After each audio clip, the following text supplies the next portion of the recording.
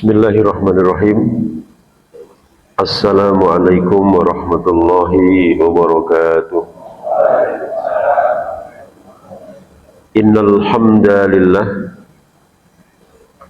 nahmaduhu wa nasta'inuhu wa nastaghfiruh wa nastahdihi wa natubu ilaihi wa na'udzu billahi min sururi anfusina wa sayyiati a'malina fa innahu may yahdihillahu fala mudhillalah wa may yudlil falan tajida lahu waliyyam mursyida. Nasyhadu an la ilaha illallah wahdahu la syarikalah wa nasyhadu anna Muhammadan abduhu wa rasuluh alladzi la nabiyya wa la rasula ba'dah. Allahumma salli wa sallim wa barik ala nabiyyina wa rasulina Muhammadin wa ala alihi wa ashabihi wa man tabi'a hudahu ila yaumiddin. Allahumma rahamna bil Qur'an. Ma'asyiral muslimin wal muslimat, ibu-ibu, bapak-bapak, dan segenap jamaah yang kami muliakan, yang insya Allah dirahmati Allah Ta'ala. Untuk memulai kajian dan liqa kita, mari kita buka dengan membaca basmalah. Bismillahirrahmanirrahim. Alhamdulillah, bersyukur kita kepada Allah di kesempatan yang mulia ini, di penghujung bulan Sya'ban 1446 Hijriah. Kita masih diberi kesempatan oleh Allah untuk bisa bermujalasah atau bermuajah di masjid kita tercinta, tentu dalam rangka untuk meningkatkan atau memperbaiki kualitas diri kita, baik di dalam ilmu maupun kualitas iman dan tentunya amal. Salawat beriring salam kita sanjungkan kepada uswah kita, tauladan dan pimpinan kita, Rasul kita, Rasulullah Muhammad sallallahu alaihi wasallam. Teriring doa, harapan semoga kelak kita menjadi bagian dari umatnya yang berhak atas syafaatnya. Amin. Jamaah rahimakumullah, bulan Ramadan sudah di depan mata. Beberapa saat lagi, kalau menurut hisab dari PP Muhammadiyah dan sudah disebarluaskan baik di medsos maupun di surat edaran, bahwa Ramadan 1446 Hijriah atau di tahun ini itu bertepatan dengan tanggal 1 Maret, harinya Sabtu tahun 2025. Artinya kalau hari ini kita sudah berada di hari Rabu, berarti tinggal Kamis, Jumat, ya, Sabtu sudah masuk Ramadan. Malam Jumat, malam Sabtu sudah tarawih. Tidak terasa. Dan tentunya kita bersyukur, insya Allah yang hadir ini masih diberikan kesempatan bersua dengan bulan Ramadan, ya, insya Allah. Tentunya senang Pak ya, Senang atau senang? Karena seperangan masyarakat beriko di Arab Ramadan ini malah semau ya poso meneh.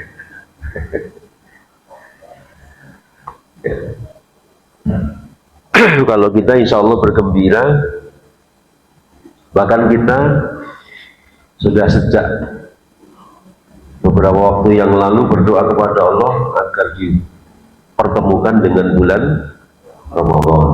Allahumma barik lana fi Rajab wa Sa'ban wa balaghna Ramadan. Ya, kita berdoa supaya dipertemukan kembali oleh Allah Ta'ala dengan bulan Ramadan. Karena Ramadan ini bulan yang istimewa. Ramadan itu disebut sebagai Sayyidus Suhur, bulan yang sangat istimewa. Dia merupakan penghulunya bulan-bulan yang lain ya. Bulan itu semuanya ya baik, tidak ada yang tidak baik, sebagaimana hari semua baik, tapi bulan itu ada penghulunya yakni Ramadan, hari ada penghulunya yakni Jumat ya. Maka karena kemuliaan Ramadan itu sudah jelas bagi kita dan semua kita mestinya yakin, oleh karenanya tidak ada kalimat lain kecuali kita harus benar-benar siap menyambut atau menghadapi bulan Ramadan. Karena memang secara faktual banyak juga orang Islam yang ketika mau hadir bulan Ramadan itu ya tanpa persiapan, tanpa mempersiapkan diri, tidak mempersiapkan segalanya. Dia menjalani apa adanya. Kalau Ramadan ya begitu kok, mau dipersiapkan apa kan gitu. Padahal segala sesuatu yang dilaksanakan tanpa persiapan yang matang, tanpa persiapan yang cukup, ya hasilnya tidak akan maksimal.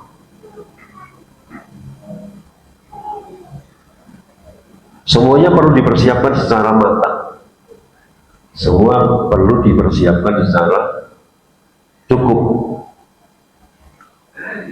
Itu artinya pula kita tahu bahwa Ramadan mulia dan yakin. Ya, kalau orang yang tidak mempersiapkan dirinya, keluarganya, ya artinya dia jalani Ramadan apa adanya.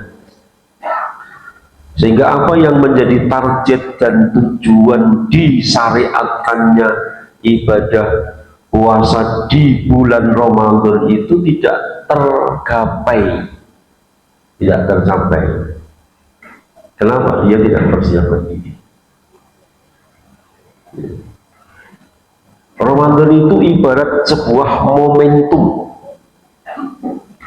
Namanya momentum itu tidak datang setiap saat. Ya, namanya momentum tidak datang setiap saat.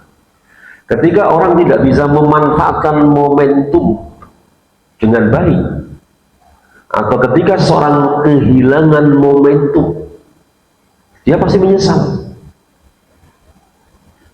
Yang tidak menyesal berarti dia tidak tahu momentum ini yang baik bagi dirinya. Bagi penjenengan yang suka nonton sepak bola, ya, ketika seorang pemain bola punya momentum untuk mencetak gol, karena dia mendapatkan asis bola yang matang kayak pemain bola Jawa ya. Kemudian punya ruang tembak yang cukup, tidak dihalangi oleh lawan. Kemudian dia letakkan bola dan bolanya melebar. Pasti pemainnya akan sangat kecewa karena dia tidak mampu memanfaatkan momentum. Begitu begitu kira-kira. Kalau ada pemain yang mau membuat gol tidak bisa dan dia tidak menyesal, itu pemain musuh yang bermain di kandang sendiri. Gitu kan? Nggak mungkin gitu. Orang yang tidak merasa kehilangan bulan Ramadan, sementara dia tidak melakukan apapun di bulan Ramadan kecuali yogur ngono-ngono wae, kecuali ya gitu-gitu aja, maka dia telah membuang momentum yang kata Rasulullah, man hurrima khairoha faqad hurrima. Orang itu kalau tidak mendapatkan kebaikan di bulan Ramadan, terhalang dari berbuat kebaikan atau mendapatkan kebaikan di bulan Ramadan, maka dia telah terhalang sesungguhnya melakukan kebaikan-kebaikan yang ada. Karena Ramadan itu momentum.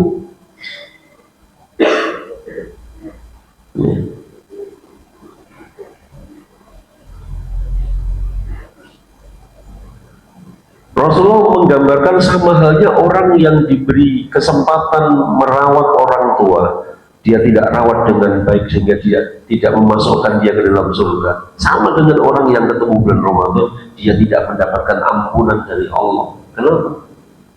Ya karena dia tidak berbuat apa-apa di bulan Ramadan.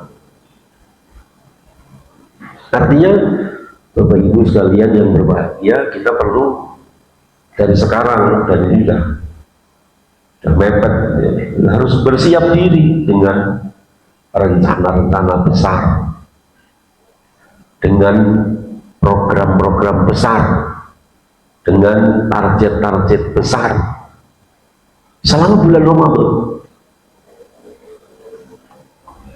Target pribadinya apa misalnya? Saya harus begini, begini, begini, begini. Terkait dengan ibadah, saya selama Ramadan tidak boleh kehilangan momentum tadi.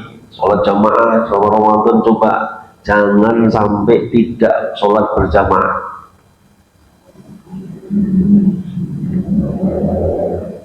Usahakan Ramadan betul-betul momentum yang kita manfaatkan. Target pribadinya, saya harus ya tidak boleh ketinggalan sholat berjamaah, atau tidak boleh tidak sholat berjamaah, sholat wajibnya. Kemudian saya harus, target pribadinya harus bisa menghatamkan Al-Quran lebih dari tahun kemarin. Kalau tahun kemarin seumpama penjenengan hanya, ya dalam tanda kutip, saya tidak ingin bermaksud merendahkan, umpamanya saja penjenengan hanya hatam sekali, maka di tahun ini kita mencoba untuk memberikan target di atasnya 2 kali. Bila tahun kemarin penjenengan hanya 2 kali, maka tahunnya harus tingkatkan menjadi 3 kali dan seterusnya. Karena kalau di bulan Ramadan, Pak, mohon maaf ini, kalau di bulan Ramadan kita yang notabene para aktivis tidak mampu menghatamkan Al-Quran, maka di luar bulan Ramadan kita lebih sulit untuk bisa menghatamkan Al-Quran.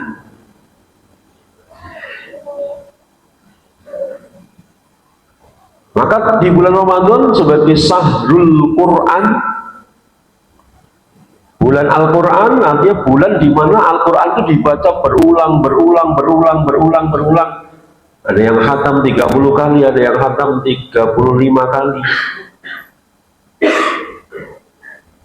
Di Jawa Timur itu ada masjid Al-Ikhlas namanya, pondok. Itu 1 bulan mereka khatam 30 kali minimal. Kenapa minimal? Karena setiap malam mereka sholatul lail atau sholat tarawihnya khatam Al-Quran. Imamnya 5. Itu kalau dilaksanakan di masjid-masjid sekitar kita, Saya jamin makmumnya sudah pada tidur. Ya nggak Pak? 30 juz wengi. Terus golek imamnya ya angel. Ya imamnya ya angel.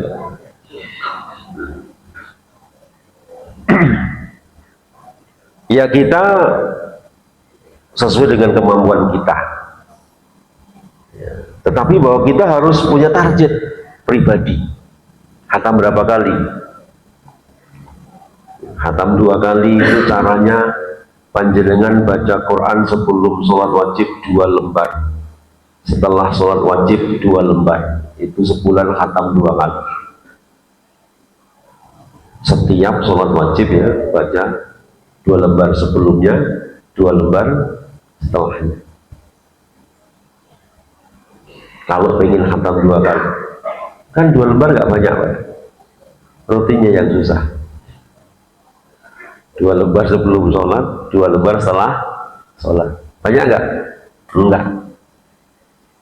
Tapi rutinnya yang perlu perjuangan. Alasannya masih ada Pak. Lembar subuh ini kok anu tak biasanya terkultum.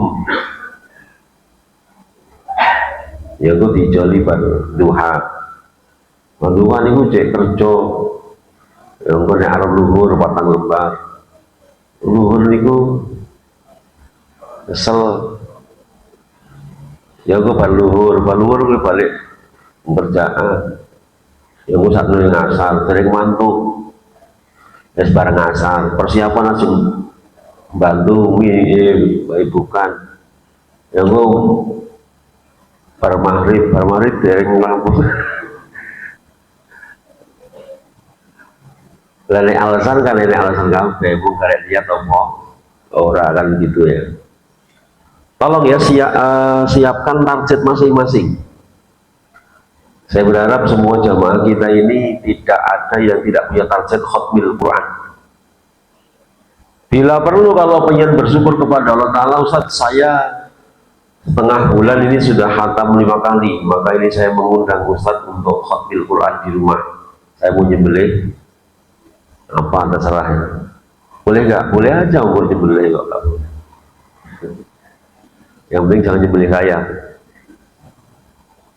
Ya.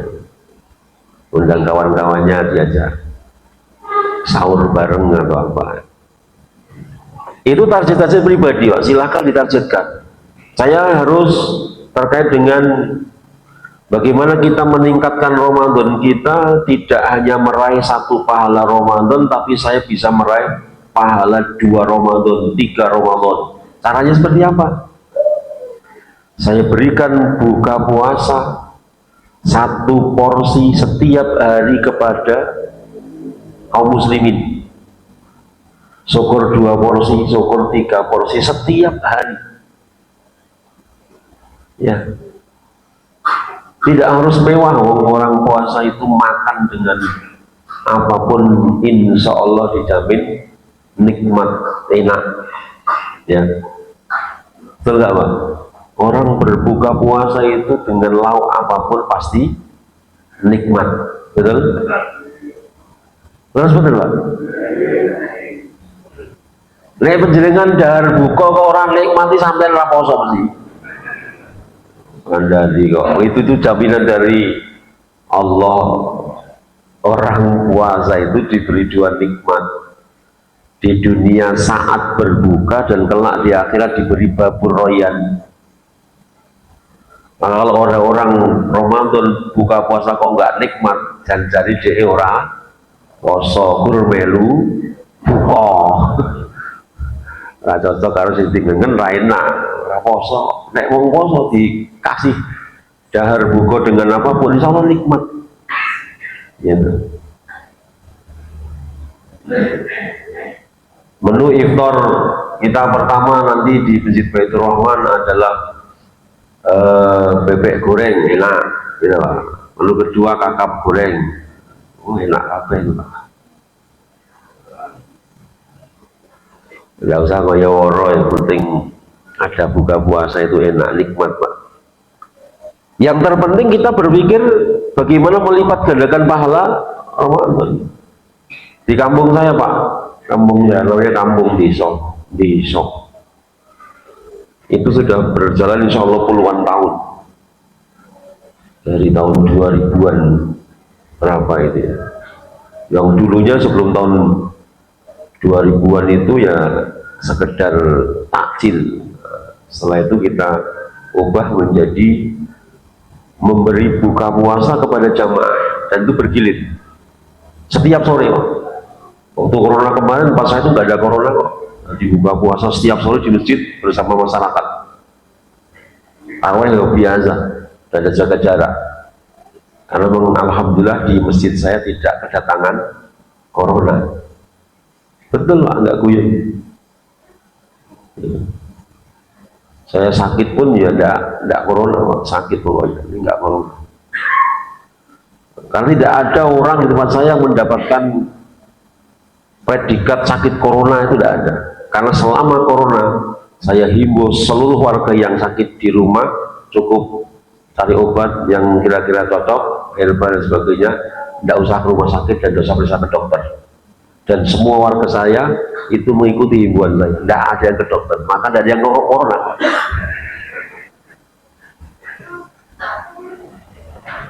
Alhamdulillah juga nggak ada yang seto karena sakit, itu ada, alhamdulillah.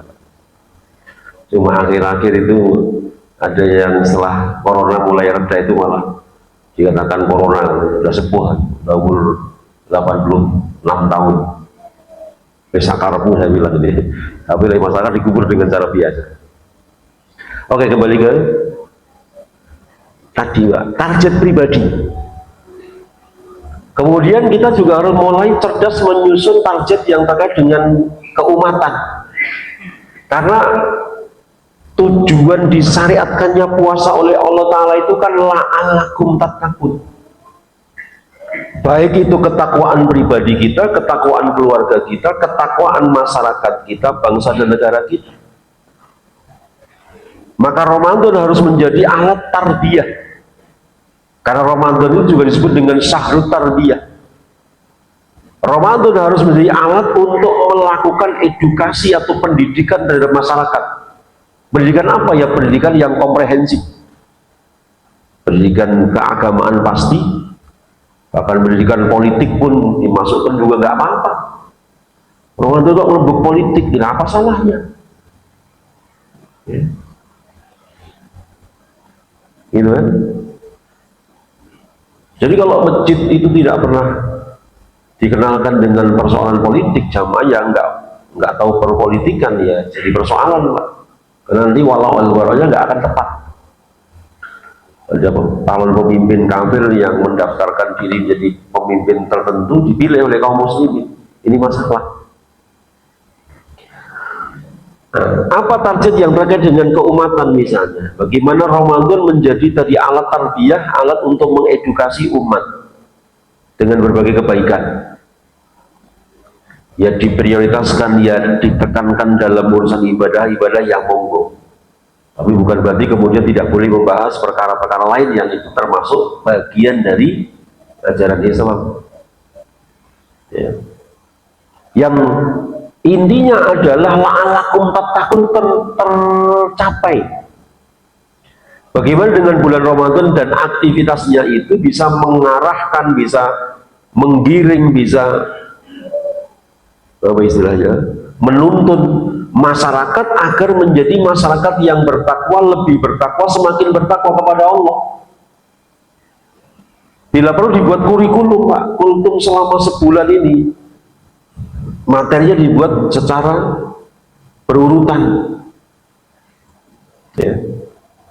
Tidak diserahkan kepada ustadznya masing-masing, kebetulan mereka mengambil temanya tema-tema yang sama gitu-begitu, walaupun cara penyampaian yang berbeda, kurang ada greget ya. Mumpung Ramadan itu momentum tadi di mana masyarakat lebih mudah berkumpul di masjid, karena ada saat di mana mereka ingin sholat taraweh di masjid,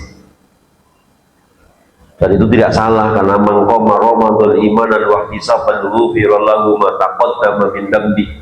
Mereka juga yakin bahwa orang Islam yang qiyam Ramadan, yang mendirikan malamnya di bulan Ramadan dengan sholat malam Ramadan yang kita kenal dengan nama sholat tarawih, ya, dengan didasarkan pada keimanan dan keikhlasan, maka akan menjadi sebab orang itu diampuni dosa-dosanya oleh Allah Ta'ala setahun yang sudah berlalu. Dan ini menjadi kekuatan atau daya magnetis tersendiri, di mana umat kemudian akan berbondong-bondong dan mudah datang ke masjid.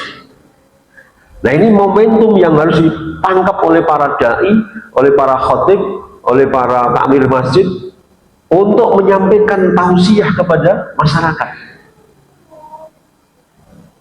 Selesai kita jalankan sholat tarawih, kita hasung, kita himbau, kita ajak masyarakat yang datang, jamaah yang datang di masjid kita, untuk diam sejenak mendengarkan kultum dari sang khatib, mendengarkan kultum dari sang imam, ya, sebagai wahana untuk mengedukasi mereka, gitu. Dan jangan pernah bilang bahwa kultum setelah tarawih itu bid'ah. Rasulullah nggak pernah mengajarkan, hei, ini kan sudah selesai sholat tarawihnya, ya. Kalau bid'ah itu kalau sholat tarawih sambil kultum, ya. Kalau udah selesai tarawih, ada peluang, ada momentum tadi itu untuk menasihati masyarakat, sampaikan nasihat, ajak mereka kepada kebaikan, kuatkan komitmen mereka, ya, dan seterusnya. Nah, ini bagian dari program keumatan, ya. Bagaimana memanfaatkan waktu subuh, mungkin mereka juga banyak yang datang di waktu subuh. Dan dulu saya kalau di kampung itu memilih untuk menyampaikan kultum subuh aja. Satu bulan saya buat materi 30 materi, saya sampaikan berkelanjutan selama 30 hari saya sendiri. Untuk kultum tarawihnya saya nggak dijatah, tapi belakangan kemudian tidak bisa. Ini program yang terkait dengan keumatan, ya. Termasuk bagaimana Ramadan itu kan ada kaitannya dengan zakatul fitri. Dipetakan betul, Pak. Tolong ya, zakat fitri ini dipetakan betul, berikan secara tepat sasaran, berikan dengan kalkulasi atau rasio, diterimakannya itu lebih besar, lebih banyak, ya. Zakat yang terakhir istiad dari Majelis Ulama kita kan 2,7 atau 2,8 ya, kilo. Jadi bukan lagi 3 liter atau bukan lagi 2,5 liter. Angkanya 2,8 ini, 2,8 kilo. Dan zakatul fitri itu, Pak, yang saya lihat di tempat kita ini, ya mungkin debatable ya, atau mungkin masih diperbincangkan, tapi kalau kita buka apa namanya keterangan para ulama salaf, zakatul fitri itu kan jelas asalnya dan jelas penerimanya. Maksudnya begini, Pak, yang kebanyakan yang saya pantau di daerah saya dan kemudian kita mau perbaiki, zakatul fitri itu kemudian biasanya diserahkan ke panitia di masjid, dan oleh panitia masjid itu kalau daerah saya itu kan bawanya bukan paketan per packingnya. Jadi mereka bawa kandi, bawa sak, atau bawa, kalau tempat saya itu di desa itu ada namanya tenggok, ada beras itu ya. Itu mereka nimbang atau literan gitu. Nah, kemudian nanti yang lain juga begitu, kemudian ditabur di situ dari satu tumpuk. Silakan dibuka literasinya, nanti para ulama membahas yang seperti ini yang kurang pas. Zakatul fitri itu harus jelas dari siapa dan untuk siapa. Maka yang tepat adalah zakatul fitri itu jadi paketin, di packaging 3 kilo 3 kilo atau per 2,8 kilo tadi itu, Pak. Udah tulis ini dari bulan. Kemudian panitia mentasarufkan itu jelas ini dari bulan untuk bulan, dari bulan, dari bulan, dari bulan. Gitu. Kalau beras dituang dari satu, kemudian ditasarufkan kepada mustahik, ini zakatnya siapa? Zakat siapa, Pak? Zakat bareng-bareng, maksudnya zakat bareng-bareng. Zakatnya bulan dan bulan dan bulan, nggak ngerti, makanya jangan dicampur. Zakat itu jangan dicampur. Jadi satu nama, satu kresek 3 kilo atau 28 tadi ya. Kemudian nanti disatukan kresek besar, ada namanya, diterima kepada siapa. Ini dari bulan atau keluarga bulan namanya ini, untuk keluarga yang kurang mampu. Tuhratan lis-shaim wa tu'matan lil masakin. Fungsi zakatul fitri itu adalah untuk membersihkan puasanya orang-orang yang berpuasa, perilaku yang kurang baik, dan tu'matan lil masakin, memberikan makan kepada orang-orang miskin, atau dalam kalimat yang lain itu mengkayakan orang-orang miskin. Ini juga masih menjadi problem, dan ini harus menjadi bagian daripada target yang berkaitan dengan keumatan. Kalau setiap Ramadan kita bisa mengentaskan warga miskin, kita kasih beras zakat kita, kemudian bisa menjadi modal usaha UMKM atau apalah ya, usaha kecil dan usaha mikro, kecil dan menengah itu ya, itu kita kasihkan sebagai modal untuk mereka, apa salahnya? Kalau tahun depan mereka ternyata usaha jadi dan sudah menjadi orang kaya, mereka tidak lagi berhak mendapatkan zakat, akan kita mintai zakatnya ya. Jadi ini orientasi keumatan. Zakatul fitri itu jangan digunakan untuk bangun masjid, bangun madrasah, kan? Karena alamat zakatul fitri itu kepada personal, tidak kepada lembaga. Bahwa kemudian faktanya, pengurangannya awal di suara enek larat, ya tolong sampaikan ke tempat yang lain. Dulu kami di Ma'ad di Taluda itu awal-awal ngumpulin zakat itu, setelah kita berdiskusi dengan para ulama dan sebagainya, itu zakatul fitri yang kita liwat untuk santri itu gimana hukumnya? Bahwa pondok terbantu karena dapat zakat banyak, Pak. Tapi ketika ini dimasak, dimakan, apakah santri kita dari golongan orang-orang fuqara wal masakin semua? Kalaupun dia ada, kemudian beras itu diliwat bersama dan disajikan untuk santri yang lain, terus status santri yang lain yang tidak fuqara wal masakin tadi itu bagaimana ikut makan zakat fitrah? Saya takut waktu itu kita nggak ambil, bukan kemelinti atau kemaki rada belum mau zakat. Kalau ada yang mau ngasih zakat, tolong disebutkan untuk ustadz siapa atau untuk santri siapa, kasihkan langsung. Kita nggak ngambil untuk dimasak. Dulu awalnya kita gitu, Pak. Kalau yang pondok yang lain juga kayak gitu. Tapi kita takut kalau sampai ini salah. Karena kalau itu pondok kemudian dimasak, beras zakat kemudian dimasak di pondok, terus dikasihkan ke santri, sementara santri tidak semuanya dari kelompok fuqara dan masakin. Artinya mereka tidak berhak makan beras zakat ini. Terus piye? Kan subhat. Makanya saya putuskan MH tidak mengambil zakat fitrah. Kalau orang titip, ya yakutkan ke siapa nanti kita kasihkan. Kalau ngambil kita enggak, resikonya adalah pertanggungjawaban di hadapan Allah Ta'ala. Seperti kasus bos, saya sudah wanti-wanti lembaga-lembaga yang saya dimintai pendapat ini. Bos itu kalau di Boyolali itu permainan. Kalau di Solo katanya lebih bersih, Anda tahu. Pak bos itu kan bantuan operasional sekolah. Ada di Google ada ketentuan-ketentuannya. Tetapi yang terjadi di lapangan itu antara idealita dan realita itu berbeda.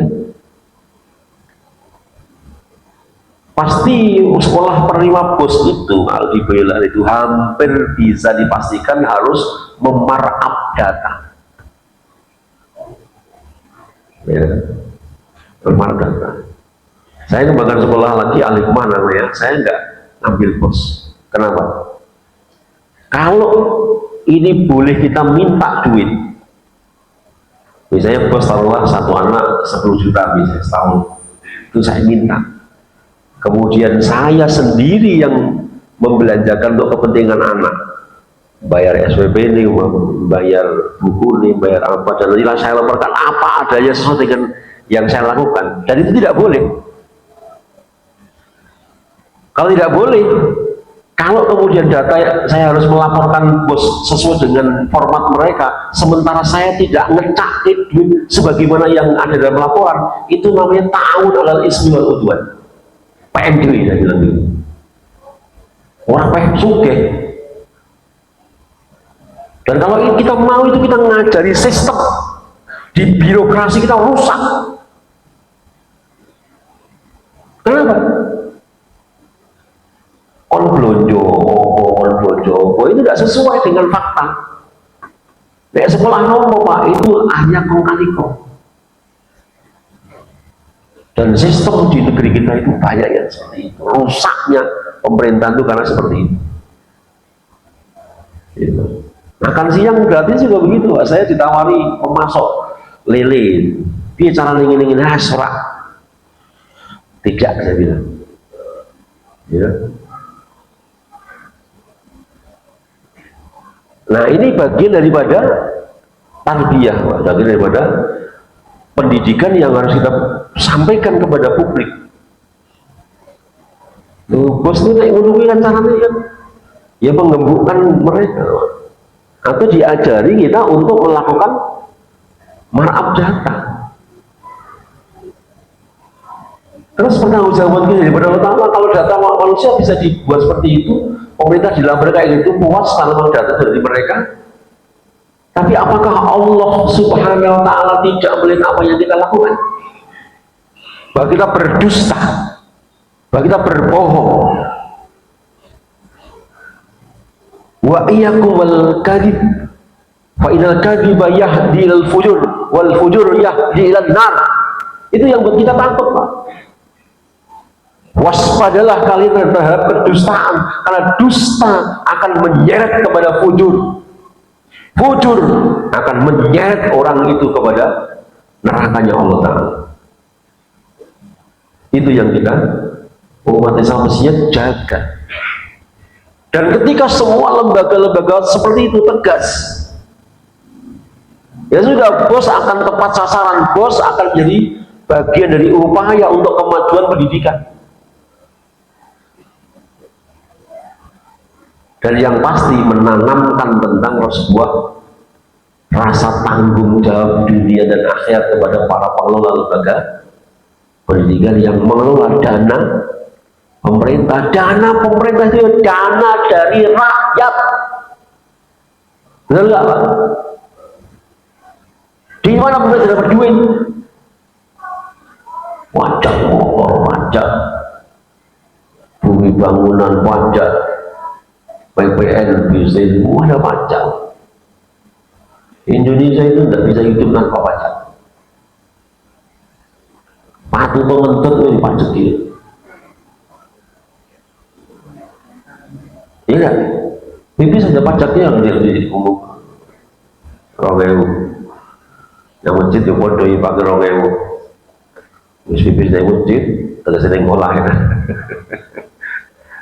Dapat ilmu, dapat seneng, ilmu 2000. Iki ora moyo iki bondo.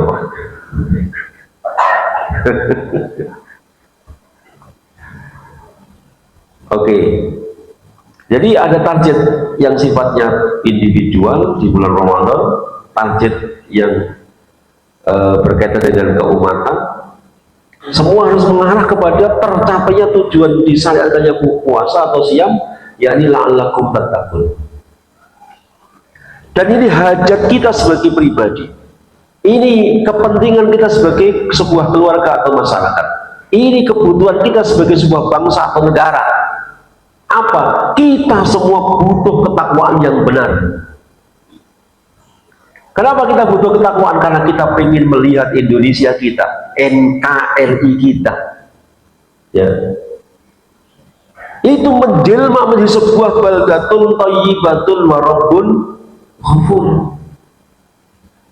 Kita ingin melihat negara kita menjadi negara yang gemah ripah jinawi. Dan itu dijaminkan oleh Allah Ta'ala dengan ketakwaan yang benar. Ya.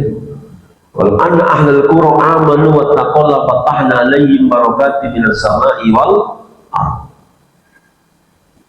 Jika penduduk di negeri manapun kata Allah beriman dan bertakwa, maka Allah akan turunkan berkah dari langit, Allah akan tumbuhkan berkah dari dalam bumi. Walakin kadzabu, akan tapi ketika mereka mendustakan Allah, mendustakan syariat Allah, mendustakan perintah Allah, akhadnahum, kami siksa mereka kata Allah, bima kanu yaksibun, jalaran patrap tumindai menungso ning dewi. Bima kanu yaksibun, sebabkan oleh perbuatan mereka sendiri.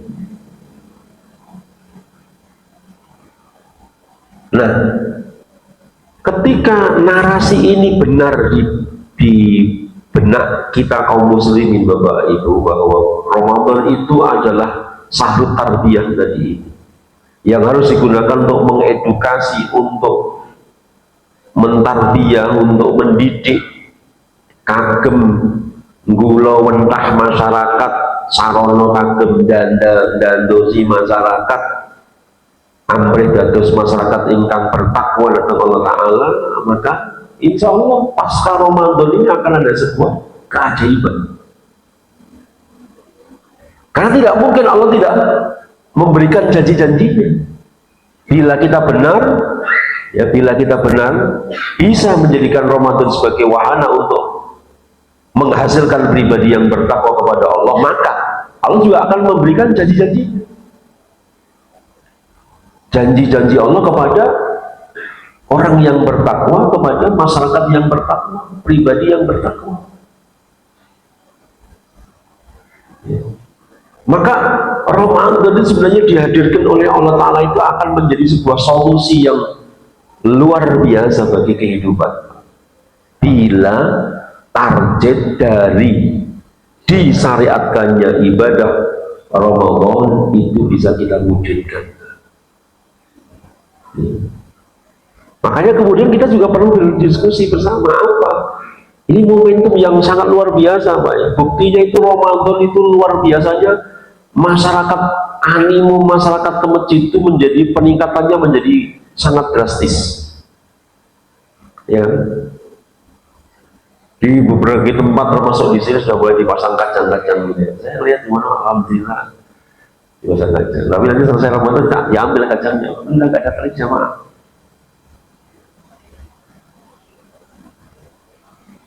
Satu sisi itu kegembiraan kita, sisi yang lain juga keprihatinan. Tapi mau nggak mau kita harus melihat fakta bahwa Ramadan itu bulan yang mampu menginjeks atau mampu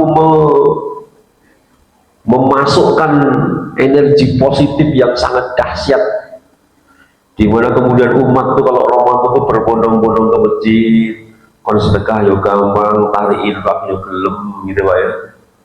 Ditausiahi sesasi yo, walaupun karo ngantuk-ngantuk yo ijek mangkat gitu ya. Insya Allah. Cuma persoalannya pasca Ramadan itu bagaimana bisa bertahan. Ini PR kita. Jadi bapak-bapak, ibu-ibu, jamaah sekalian, Ramadan itu disebut oleh Rasul sebagai Sahrul Mubarak,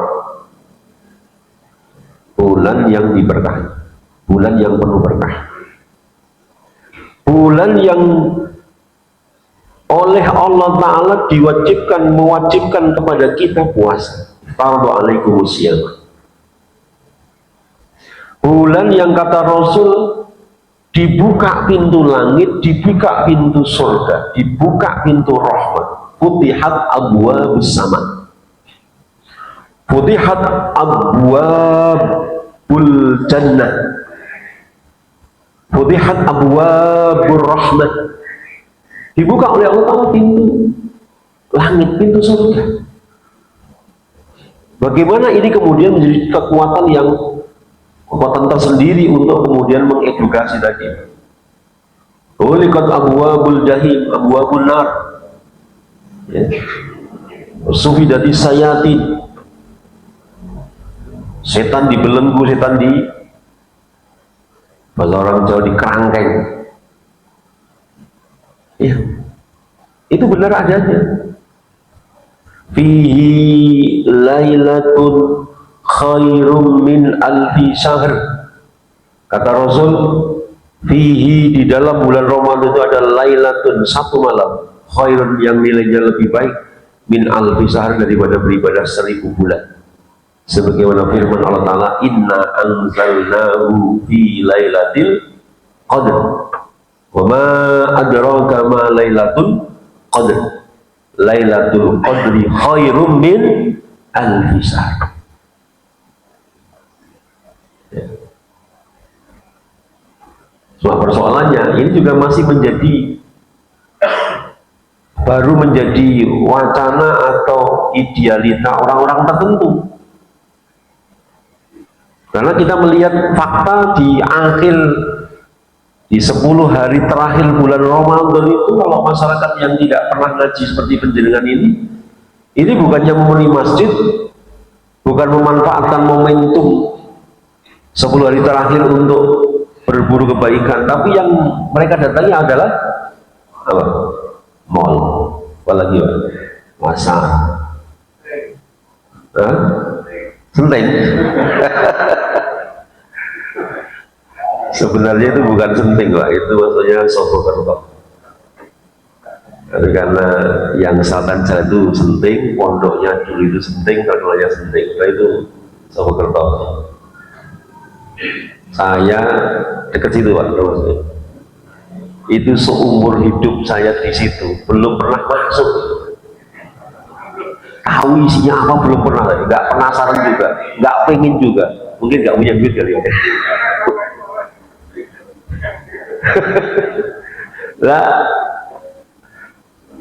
nggak punya keperluan apa gitu ya. Saya tuh kadang-kadang lewat sampai heran-heran, ini ngapain orang-orang ini gitu ya. Kita, saya seumur pernah nganter. Kalau misalnya ada keluarga yang, tolong, nggak mau kalau ke situ, ya bukan apa-apa, Pak, yang belum pernah aja gitu.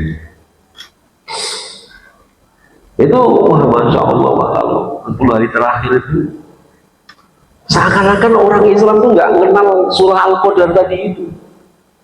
Ada malam Lailatul Qadar yang nilai sehari semalamnya aja udah seperti 1000 khairan, bahkan min alfi syahr. Lebih baik, bukan seperti, lebih baik daripada beribadah 1000 bulan. Lihat saja nanti kalau awal Ramadan masjid kita penuh jamaah, mulai masuk pertengahan Ramadan mulai maju, mulai masuk akhir Ramadan mulai maju lagi. Begitu Allahu Akbar, la ilaha illallah, kacangnya copot. Ini PR besar kita ini setiap tahun begitu terus Pak. Terulang kayak begitu, seakan-akan ya Ramadan itu hanya menjadi sebuah seremonial gitu. Karena ya kadang-kadang ibu-ibu ada yang ragu, maaf ya, Ramadan ya puasa, tapi ya ngerumpinya nggak berhenti, ya, ngerumpi ria atau ngerdengisasinya itu nggak berhenti. Ya sudah. Nah, akhirnya kata Rasul, banyak orang melampaui bulan Ramadan, dia tidak mendapatkan dari Ramadan itu kecuali lapar dan haus. Nek wong poso ki mesti ngeleh, wong poso ki mesti ngelak. Ning urung karuan mesti itu ganjaran. Ini yang jadi persoalan. Dan Rasul sudah ingatkan, laisa siyam minat ta'am wasarab. Puasa itu, siam itu bukan soal tidak makan, tidak minum semata-mata. Bahwa puasa itu tidak makan, tidak minum, iya. Tapi bukan hanya tidak makan dan tidak minum. Innamas siyam minallahwi wal rafas. Tetapi sesungguhnya puasa itu hakikatnya adalah, kata Rasul, minallahwi wal rafas. Ketika seorang muslim, ketika kita bisa meninggalkan semua perbuatan yang tidak bermanfaat, tidak berguna, perbuatan yang sia-sia, yang lowong, warrofas, dan seluruh perbuatan, ucapan, perkataan atau perbuatan yang di dalamnya ada unsur kekejian, unsur kejahatan, unsur pelanggaran. Ketika itu pelanggaran syariat, ketika itu kita tinggalkan, maka sungguh kita telah menunaikan puasa dengan baik. Dan inilah tadi yang saya sebut, inilah Ramadan yang luar biasa, menjadi momentum untuk merancang sebuah perubahan yang sesungguhnya. Ya. Dan inilah peran para dai, peran para khotib, peran para ulama, para kiai saat Ramadan, di mana beliau-beliau adalah orang-orang yang berkompeten atau tinang denah maringi memberikan arahan kepada umatnya. Harus betul-betul materi-materinya itu tidak hanya membahas soal fadhail, ya. Tidak hanya membahas soal keutamaan amalan-amalan tertentu. Boleh-boleh saja, sah-sah saja, ya. Tapi ketika tidak juga menyentuh problem-problem keumatan yang lain, Pak, nanti ya gitu lagi. Akhirnya monggo kita bukan mencela, bukan mencemooh, tapi mari kita bermuhasabah, ya. Dari sekarang kita sudah mulai pikirkan bagaimana Ramadan itu betul-betul mampu kita rancang. Artinya kita rancang aktivitasnya, kegiatannya untuk perbaikan demi kebaikan kita dan umat kita bersama. Wallahu a'lam bishawab. Ini yang saya sampaikan, semoga bermanfaat, dan saya berdoa kepada Allah Ta'ala untuk panjenengan semua para jamaah, semoga Allah karuniakan kesehatan yang prima kepada panjenengan semua, sehingga kita bisa melewati bulan Ramadan dengan menunaikan berbagai amalan-amalan utama tuntas sampai sebulan penuh, insya Allah. Demikian kurang lebihnya mohon maaf. Kita pungkasi subhanaka Allahumma wa bihamdika nasyhadu an la ilaha illa anta astaghfiruka wa atubu ilaik. Walhamdulillahi rabbil alamin. Assalamualaikum warahmatullahi wabarakatuh.